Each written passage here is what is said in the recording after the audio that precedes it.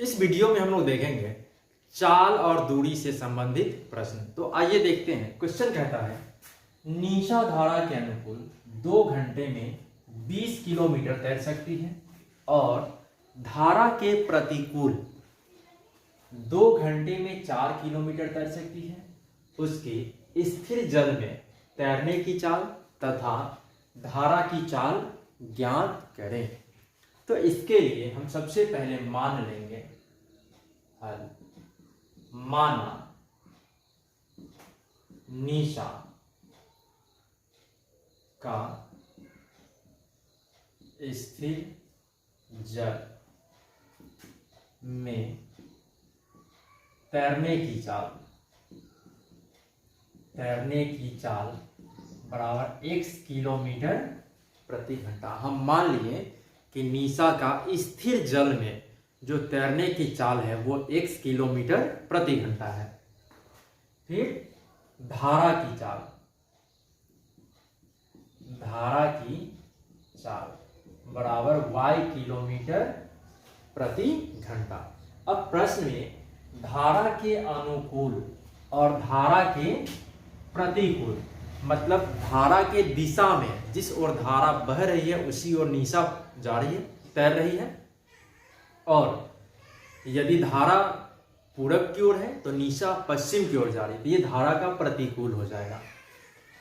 तो धारा के अनुकूल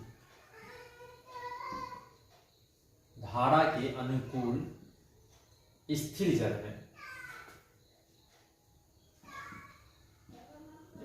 जल में निशा की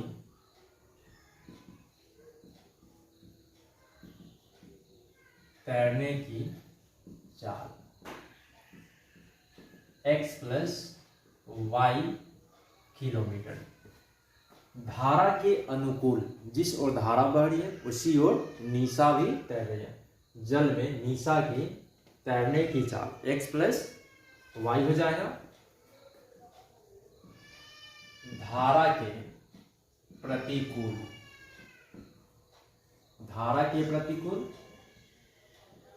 स्थिर जल में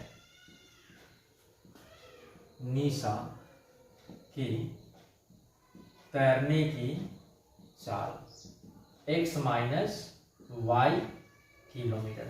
ये प्रतिकूल है अर्थात विपरीत है, तो x - y हो जाएगा। अब प्रश्न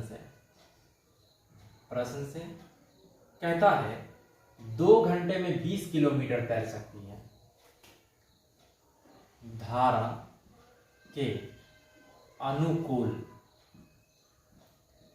2 घंटे में 20 किलोमीटर तैर सकती है। तो हम जानते हैं समय बराबर दूरी बटा चाल होता है। ये हमारा फॉर्मूला है, समय बराबर दूरी बटा चाल। तो यहां लिखेंगे समय बराबर दूरी बटा चाल।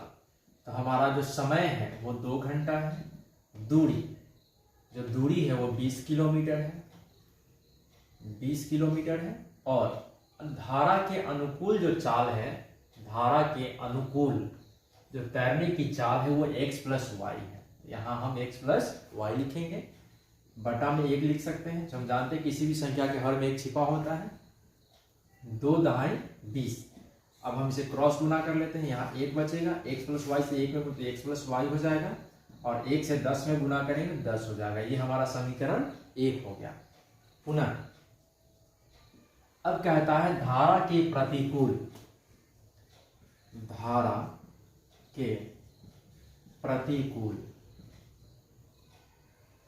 2 घंटे में 4 किलोमीटर तैर सकती है।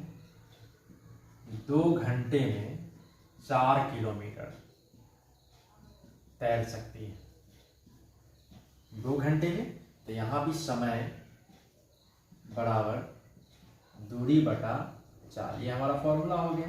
तो समय है 2 घंटा, दूरी 4 किलोमीटर, और जो चाल है धारा के प्रतिकूल जो चाल है वो x - y है।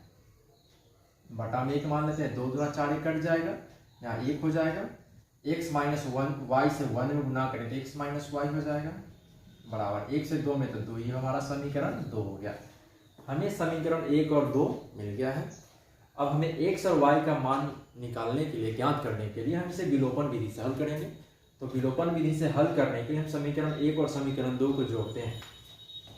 तो लिखेंगे समीकरण 1 जोड़ 2 से x प्लस वाई बराबर 10 और दूसरा x माइनस वाई बराबर 2। अब plus Y minus Y cut जाएगा, x और x 2x हो जाएगा और 10 2 12, x बराबर 12 बटा 2 काटेंगे तो ये 6, हमें x का मान 6 मिल गया। अब y का मान चाहिए तो इसके लिए हम x का मान समीकरण या तो 1 में रखेंगे या फिर समीकरण 2 में रखेंगे। x का मान समीकरण 1 में रखने पर x प्लस वाई बराबर 10, x का मान है 6 जोड़ y बराबर 10, तो y बराबर 10 माइनस 6 अर्थात 4। y का मान हमें मिल गया 4 और x का मान मिल गया 6, अर्थात निशा का जो स्थिर जल में तैरने की चाल होगा वो 6 किलोमीटर हो जाएगा और धारा की जो चाल होगा वो 4 किलोमीटर हो जाएगा। तो फ्रेंड्स, यदि मेरा वीडियो पसंद आता है तो मेरे चैनल को लाइक करें, सब्सक्राइब करें, कमेंट करें, अपने दोस्तों से जरूर शेयर करें। Thank you.